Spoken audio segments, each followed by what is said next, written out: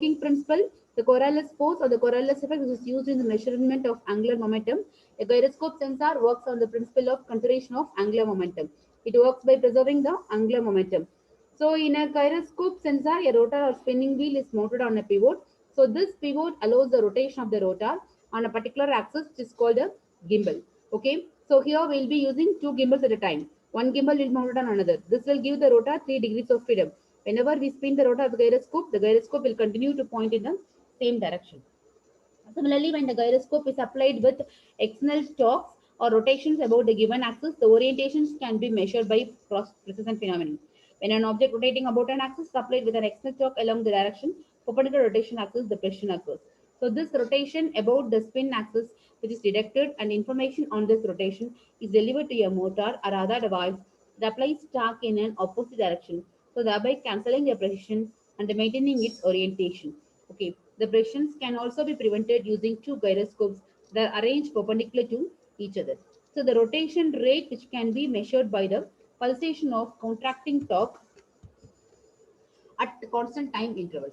Okay, the vibration gyroscope sensors, so which is consists of a double D structure element. There is a drive arm that rotates in a particular direction. The drive arms which are attached to the sensing arms. When the vibration gyroscopic sensor is rotated, the Coriolis effect and the Coriolis force will start to work on the drive arms. The vibration of the drive arms causes motion in the pair of sensing arms of the gyro, which will generate a potential different from the angular velocity which has been sensed by the device. We can then convert the angular velocity to electrical signals. So when you are saying about a ring laser gyroscope, so we'll have two different types, one to be the ring laser, another one to be the fiber optic. So when you are saying about a ring laser gyroscope, so actually it basically has a ring laser. The ring laser, which has the two counter-propagating resonant modes on the same path, which are independent of one another. The difference in the frequencies of the two resonant modes, which can be used to detect the rotation of borders. Whereas in the case of a fiber optic gyroscope, which follows the Sagnac effect, it works on the principles of interference of light which passes through the coils of optic fiber. We inject two beams of light into optic fiber from two opposite directions and the phase shift which can be measured through interferometry. And apart from that, when you are saying about a quantum gyroscope, which is also referred to as a superfluid gyroscope, it is gradually replacing the mechanical gyroscopes. This type of gyroscope, which is used for uses fluid material in order to detect the changes of orientation in different moving borders. Whereas in the case of a vibration gyroscope, it is the most commonly used gyroscope sensor. It is also an effortless device which is quite easy to use.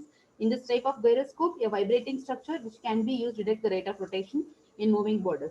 A vibration gyroscope which has various important characteristics like temperature frequency coefficient, scale factor, and we'll have a many more over on it. Okay, so apart from that, we'll have a rotor gyroscope, monolithic silicon gyroscope, and optical gyroscopes over on it. Okay, so in the optical gyroscope, so usually we'll have a laser.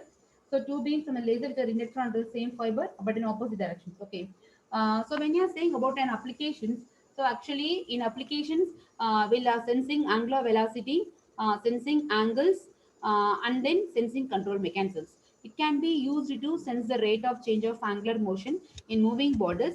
This can be used for detecting athletic movement. Similarly, for sensing the angles which can also be detected using the gyroscope sensor. This application is used in car navigations and game controllers. Whereas in the case of a sensing control mechanism, we can also use a gyroscopic sensor to detect vibrations due to various external factors.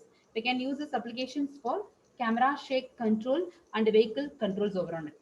So apart from that, these gyroscopes are used in compasses for boats, spacecrafts, and airplanes. In airplanes, the pitch and orientation of the airplane is measured against the steady speed. Similarly, in spacecraft, the spinning center of gyroscope is used as a point of orientation to help navigate the desired target. And the massive gyroscopes, which are used to stabilize large boats and some satellites. They are also used in guidance systems in some vessels. Other applications of gyroscope, which include internal navigation systems and gyrotheletes for maintaining direction in tunnel mining. Okay, so overall, in the third unit, we have seen about what about its strain gauge, what about its load cell, what about its magnetic sensors, and what about its stripes, and apart from that, current sensors, heading sensors, compass, gyroscope, and inclinometers. Okay, so I think so. By that, your third unit gets over.